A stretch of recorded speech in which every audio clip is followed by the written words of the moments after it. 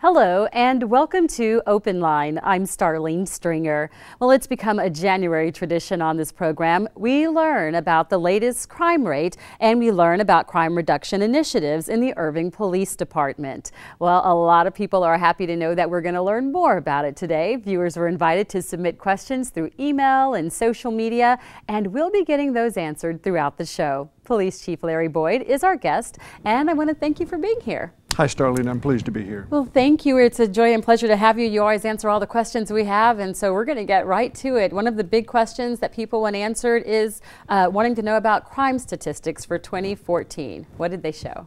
Well, for the 10th year in a row, we can say that from a per capita perspective, which means crime by number of people who live in our city, crime went down again for the 10th year, ever so slightly this year. And we know that there's going to be a year. I mean, this can't go down forever. It's kind of, I say it's kind of like the stock market. You know, at some point it has to go the other direction. But yes, for the 10th year in a row, it went down. And what's interesting about that is that when you look back over those 10 years, we've seen from 2004 about a 46% overall per capita crime rate drop. Wow. And that's not just property crimes. We've had during that time span a 45% drop in violent crimes, and those are things like robberies and aggravated assaults and rapes and things of that nature. So that is really significant to see almost a 50% drop in crime, both violent and property crime over the last 10 years. So we're very fortunate. Well, just in the past year, what crimes did you see the biggest reductions in? If I had to pick a category, I would have picked the categories we saw the biggest reduction in. It's in our violent crime category. So we did have reduction in robberies. We had reductions in aggravated assaults. On the property crime side of things, we had a reduction in burglaries, which is good. This is the third year in a row that we've had reduction in our burglary offenses. The only category that kept us in there that actually went up is the theft category. Vast majority of that is our shopliftings, and you know, we have big box stores here in Irving. Two in particular, if you took their crime away, we would have seen over a 5% reduction in theft, just taking out those big box stores from those crime statistics. Wow. And so what can residents do to help with that? Well, you know, when I've talked about the crime rate reduction over the last 10 years, and last year when we talked about it, I've always said that it's not just your police department that has things going in the right direction. It comes from a community, and a community caring about who we are as a city and making this a safe place. And so, you know, the things that residents can do, of course, is to stay involved and stay plugged into what's going on. You can join a crime watch. One of the things that works well for us is that when we have neighborhoods looking out for each other, and they know better than we do when something's amiss in their neighborhood. And so we get plenty of calls that put us on in their neighborhood at the right time for the right reasons, because they've recognized something that was amiss. And so, you know, one of the big things that people can do, and you know, we talk about it repeatedly, just be, you know, aware of your surroundings, be familiar with your neighborhood, and if you see something that doesn't look right, it's probably not right. You're probably going to recognize that. Give us a call and let us come check it out. Sounds good. Now, I know a lot of folks have been calling 911, Chief Boyd, lately because of the earthquakes that have occurred here in Irving. But when you feel an earthquake, you don't want folks to call 911, right? Right. You know, we have our 911 center, like any 911 center, has limited capacity, meaning so many calls can come in there at any one time. And so once you get to that capacity, the next person that calls is likely to get a busy signal or just be, you know, holding while the phone's ringing, waiting for somebody to answer the phone. And that makes it very difficult, because we literally, in a matter of minutes on some of these earthquakes, get hundreds of phone calls. Wow. And it just clogs up our system. And so if someone has, you know, some real emergency that's occurring, they may not be prevented from getting through. So we just want people to recognize that we put as much information as we can on our website. Of course, the news media is covering the earthquakes well, so they'll confirm for you whether we had an earthquake. You can go to the U.S. Geological Survey's website if you want to find out quicker than the news media to confirm that there was an earthquake. But unless there's an emergency, it's not a good practice to call 911 to confirm that you just felt an earthquake.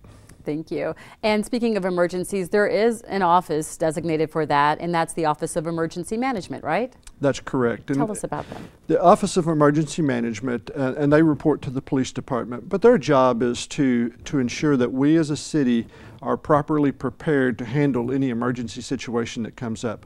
Of course, in Texas, the biggest emergency, the most frequent, I should say, emergency that we deal with is weather related. And so their job is to ensure that all of the city departments have the appropriate plans in place, know the National Incident Management System, so that we will all be speaking kind of the same language when it comes time to structuring and setting ourselves up to deal with an emergency as it occurs. And then they provide the leadership and the guidance as we go through these emergencies to ensure that as a city we can recover from those quickly and that we can provide the services that our residents need in the time when they need us the most. Makes sense. Okay, so switching topics a little bit here. It seems like the department lately has really had an increased focus on social media. Tell us about that. How is that helping? It helps in a lot of ways, and of course, you know, as a society, we've changed a little bit about how we get information and how quick we can access information. You know, who doesn't have you know, somebody that they know or they themselves who are frequently checking Facebook or Twitter and, you know, just seeing what's going on. And so as a police department, we wanted to tap into that as well, but we wanted to do it appropriately and in a way that gets information out there, but information that people need and want to see. So we do a lot of things on our social media.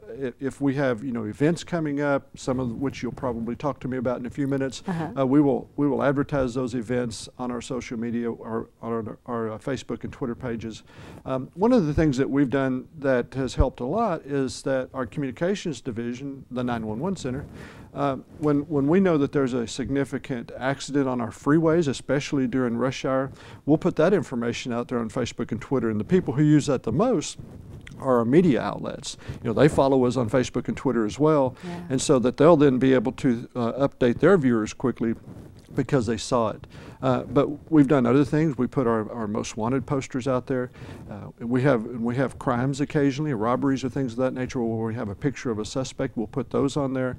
And we've had cases where someone who has seen those pictures posted on our Facebook page has then contacted us and said, I think that is, and it turns out that we've been able to solve crimes like that.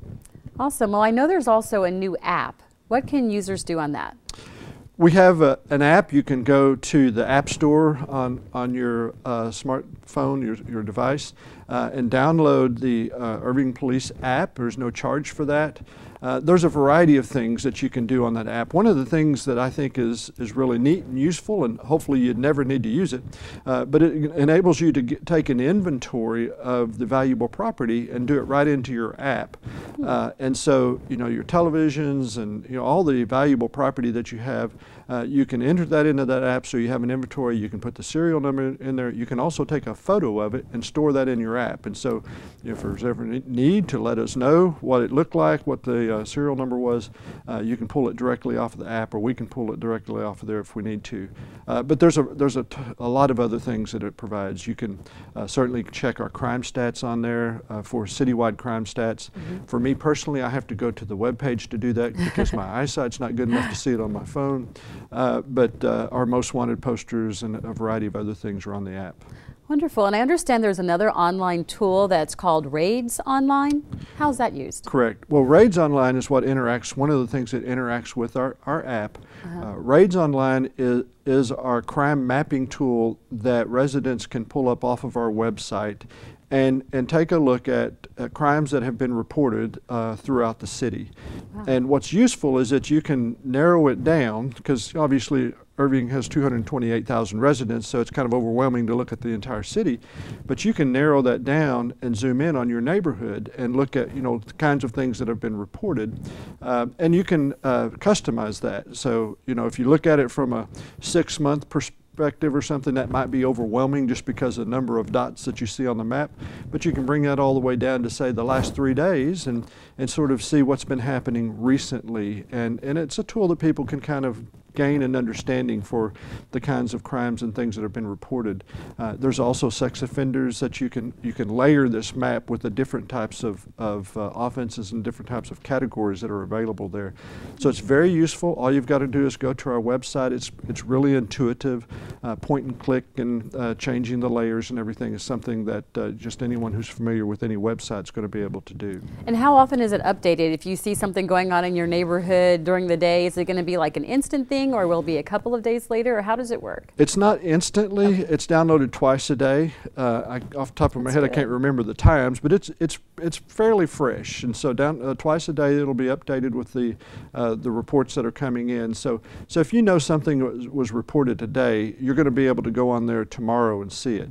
Now, that's notwithstanding, there's some times when we have complicated reports that have to go through some approval processes before they're finally released and put out there. Right. So there may be times when it might take a little bit longer than that, but just your average report, most likely you're going to be able to see that on there the very next day. Wonderful. Now, that is not a full report, because you can imagine when we're putting the reports out there citywide with everything out there, there's a limited amount of information that we want to make available. So you're not going to be able to see just exactly what address. You're going to be able to tell the block numbers and everything. You know, to get the more specific information, obviously people are going to need to come to the station and make a request to see that report. That's really good. If you've got something going on in your neighborhood and you're wondering, oh, what happened? I saw a lot of police activity over here yesterday or today, then they can go online and see it. That's wonderful to know that's available. How do you sign up? Well, for the raids online, you don't have to sign up. You just go to our website and just link to the raids online. It's right there. It's easy to find, and you can just view it. There's no sign up or anything that you have to do. Thanks. Okay. Now, another thing I want to talk about is this local case that's really getting a lot of attention. It's on the FBI's most wanted list. Can you tell us about it? Right. Yasser Saeed made the FBI's most wanted list. In fact, it's the first one that's made the North Texas region most wanted list, or the whole FBI. It's made their most wanted list the first time in 54 years. So from the North Texas region, they haven't had that many. But Yasser Saeed, back in January 2008, is allegedly killed his daughters, and we have not been able to find him since. So he has a warrant for his arrest. We've gotten tips, obviously, over the years, but not enough to locate him. And so we've partnered with the FBI. Both agencies are working very hard on this, and so hopefully having this distinction of being on the FBI's top 10 most wanted list will give us the leads it's going to take to bring him to justice. Now, I know you said you hadn't got many leads in the past, but now that you've partnered with the FBI, have you had any tips come in? We're getting more leads, more information, none of which I can talk about right here. No problem. But we are, it has generated a lot of interest. Interesting. Okay. Well, moving on now, one of the initiatives that's making a difference is the problem-solving team. Tell us about the latest focus. The problem-solving team, and we changed this shortly after our airing last year. We moved a little bit south from where they were previously, which was up in the Beltline Northgate area, and now we've moved them south to Esther's, just south of 183, and in the area that's close to Town Lake and that particular part of Irving, over in kind of on the west part of Irving. What we do is we look at the areas of town that we believe that specific focus can have the most results, and determine where we need to move them next.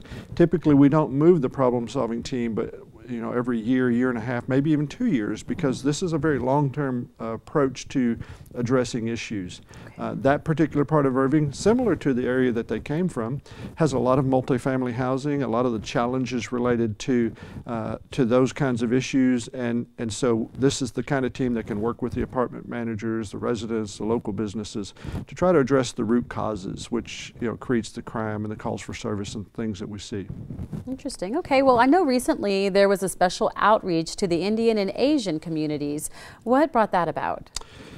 The Indian Asian communities, and this has been occurring over the last several years, have some traditional celebrations, and so because of that, there's at least the perception, whether or not the reality is there, but there's at least the perception that there is the availability of jewelry and things like that in the household. And so more so than other segments of our community, they were being targeted for burglaries. And it wasn't just happening here in Irving, it was happening all around us. You know, we were part of a team working with Plano, Richardson, Carrollton, and several other areas within the North Texas region to address it, because we were all recognizing and seeing that the Indian Asian community was being particularly focused on.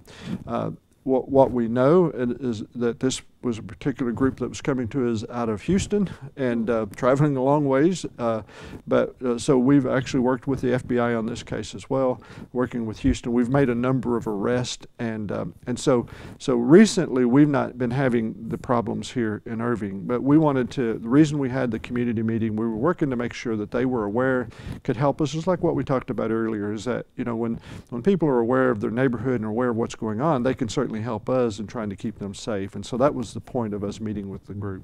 I see. Okay. And I know also, Chief Boyd, that police are continuing to really focus on apartments.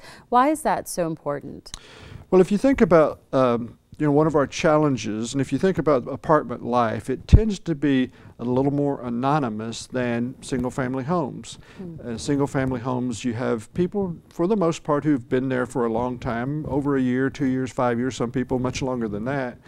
And so they become familiar not just with their household, but with what's going on in their neighborhood, and they know when something's not right. Well, that's not always the case in apartment of multifamily living. Someone can come in and out. It's normal for people to drive through, walk through, all those sorts of things. And so it's very easy to become anonymous in multifamily communities. You also have somewhat, in some cases, of a transient population. People may not stay there as long, and so there's not the level of ownership that you have in single-family homes. So you have those particular challenges. And then, of course, it's a business. And so we work with the apartment owners to help them see things from our perspective, so that they can use the business practices that make it the safest place that we can possibly make it. So those are unique challenges for multifamily, and so for that reason we need a particular focus on that. We have a program called the Community One program, and that program has various levels at which apartments can qualify, which the highest level being the gold level, and it provides a variety of tools for them, training that the management can go through, ways that they can harden the target on the household as far as crime prevention tips, and all the way down to what we call CPTED, or crime prevention through environmental design, which works to make the whole property not just look better, but be less attractive to criminals. It's very much along the lines of the broken windows theory, which, the broken windows theory, and you can all think about that. There's places where you don't feel safe. You don't really know why you don't feel safe, and you really don't know anything about the criminal activity there. You just don't feel safe there. And there's places where you do feel safe, even though you don't really know anything about the criminal activity there. We want the kinds of places where people do feel safe. And so this is a partnership program that we work with apartments that are willing to work with us and want to do these kinds of things to make their property as safe as we can. And so, we have a significant number of apartments in Irving, and so it's a big focus for us, because I think there's really a big payoff there as well. Wonderful. And I know something else we have here in Irving too is officers on bikes. And what's really cool is we got to go along as some officers trained on bicycles recently. And I'm just curious, what's the value of having officers on bikes? Well, there's a variety of things that they do. One of the reasons sometimes that we use bikes is because it provides a particular tool for us to be able to customize what we're doing in a neighborhood. If you're, let's just say it's a large community event or something, there's just not a good way to have cars and things that go to the places that you need to get the officers to. So in some cases, it's just a better mode of communication for us. But one of the big things that bikes do for us is it helps get us more connected with the community. It's unique. People think it's kind of a cool thing. Most of us can ride bikes, so we can relate to that piece of it. And it's you see a police officer in a different setting than normal, so it prompts that connection and that interactivity that helps us make sure that we have good partnerships within the community. Wonderful. And something else that's really cool that you guys do with the community is you offer Vacation Watch program. I know spring break's right around the corner, and some folks may be leaving town, or with summer coming up, they're already planning those vacations. Tell us exactly what the Vacation Watch program is. Yes, anyone interested in enrolling in our Vacation Watch program also needs to go to our website, and they can locate the Vacation Watch on our website, and there you can sign up for it. And what you do is you put some information in there about you, about how long you're going to be gone, and that information then will be sent to the patrol division, and so the beat officer will know to check by that location and know that you're on vacation, and so that's helpful there. Mm-hmm. The other thing that it does, which I think is really good, is that when you go to do that, there's a list of information, sort of a checklist, that you can go through as you're about to leave on vacation. I recommend that you do it a couple of days before, because we all know what it's like, you know, when you're trying to leave, okay, because it won't happen. But if you go a couple of days before, and it gives a whole checklist of things that you can do to make your property safer while you're gone. Wonderful. And so there's a variety of things, and it's a great resource and a great tool.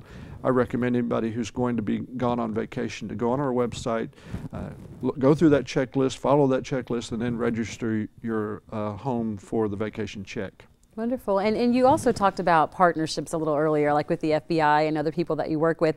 A lot of your efforts do take coordination. So tell me how you've been able to benefit from your relationships with animal services and code enforcement.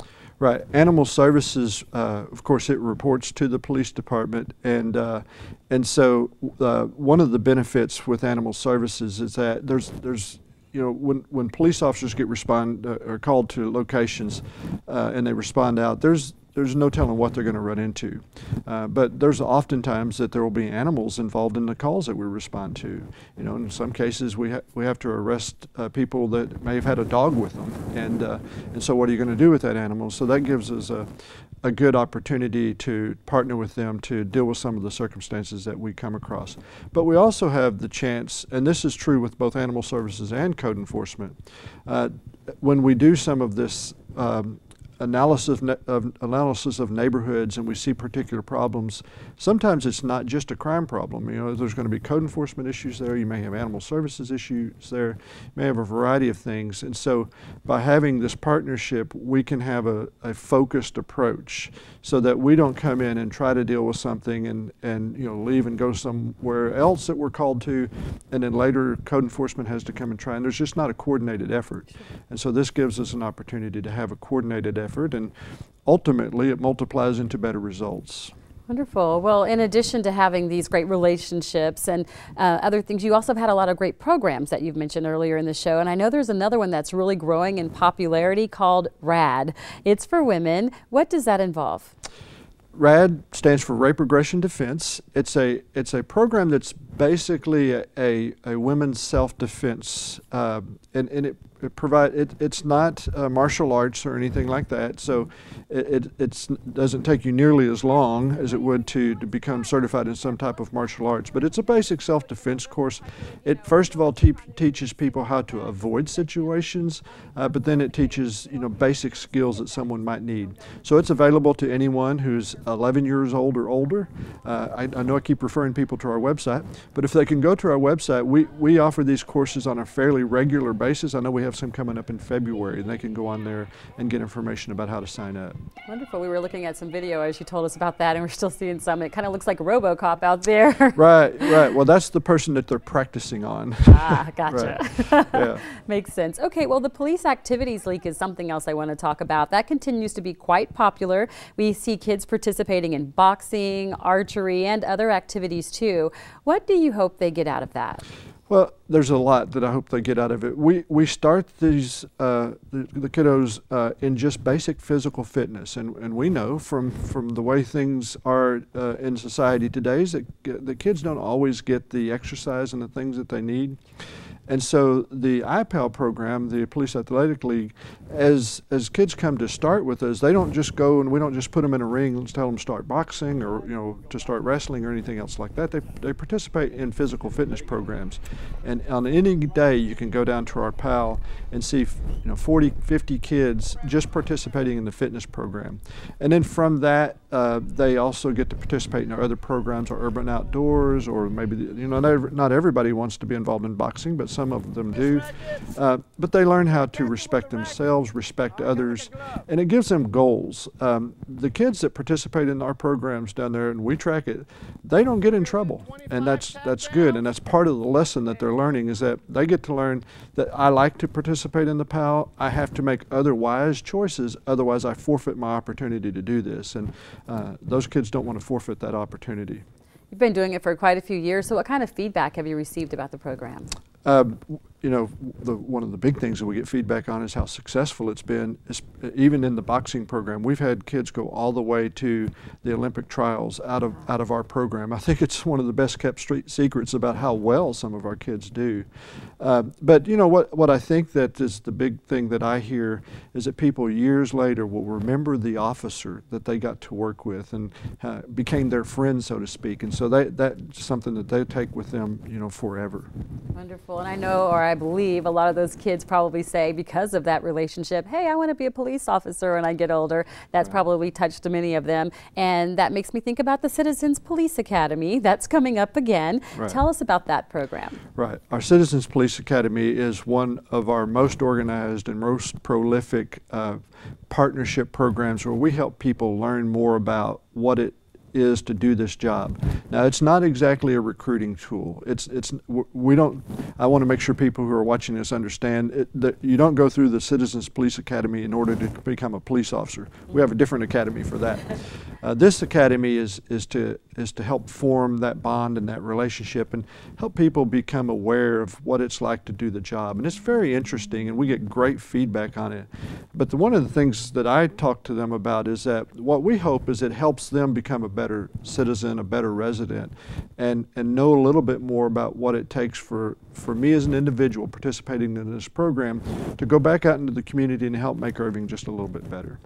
Well, Chief Boyd, we are out of time, but thank you for helping us learn a little bit more about the Irving Police Department and all the wonderful programs and events you have going on. We appreciate that. All right. Thank you for having me. Thank you. And thank you for watching. I'm Starlene Stringer. Please be sure to join us live Thursday, February 12th at 1:30 p.m. for our next edition of Open Line. We'll be talking about how residents can get involved. If they have questions, email them to ictn@cityofirving.org is what we tell them, and that's what we tell you. Or you can connect with us anytime on Facebook, and we'll get answers for you on our next edition of Open Line. We'll see you then.